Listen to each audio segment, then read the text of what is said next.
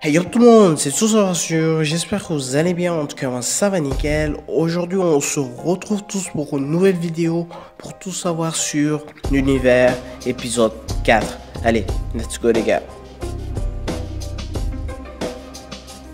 Dans l'épisode précédent, nous avions parlé du Big Freeze. Aujourd'hui, nous allons parler du Big Rip. Préparez-vous les gars, ça va déchirer dans cet épisode.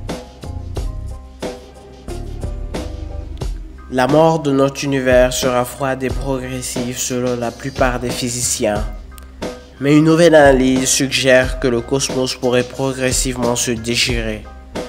Un phénomène aussi connu sous le nom de Big Rip, ou grande déchirure en français.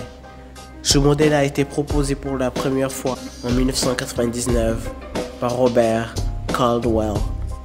Le nom du Big Rip a été introduit par lui et ses collaborateurs, Mark Kamiokowski et Nevin Weinberg en 2003.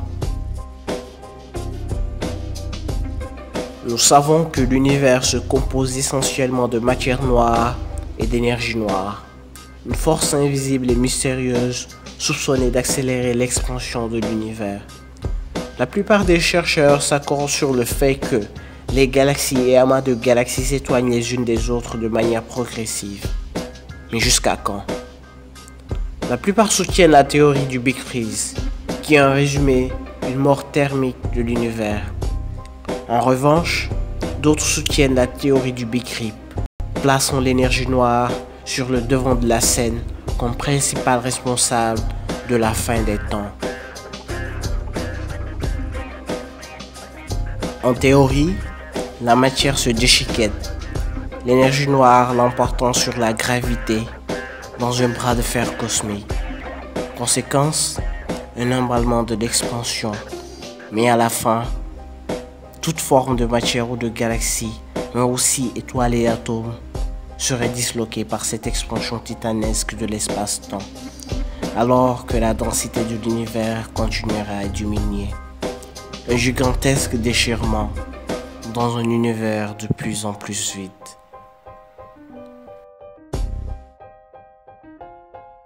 En résumé, le Big Rip pourrait être considéré comme un ballon qui éclate.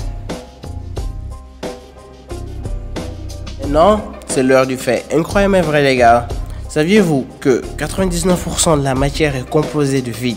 Si nous supprimions tout l'espace entre les atomes, toute l'humanité, c'est-à-dire les 7 milliards d'êtres humains que nous sommes, tiendrait dans un morceau de sucre.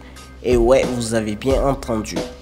7 milliards d'humains dans un grain de sucre si nous supprimions tout l'espace entre les atomes. C'est juste incroyable.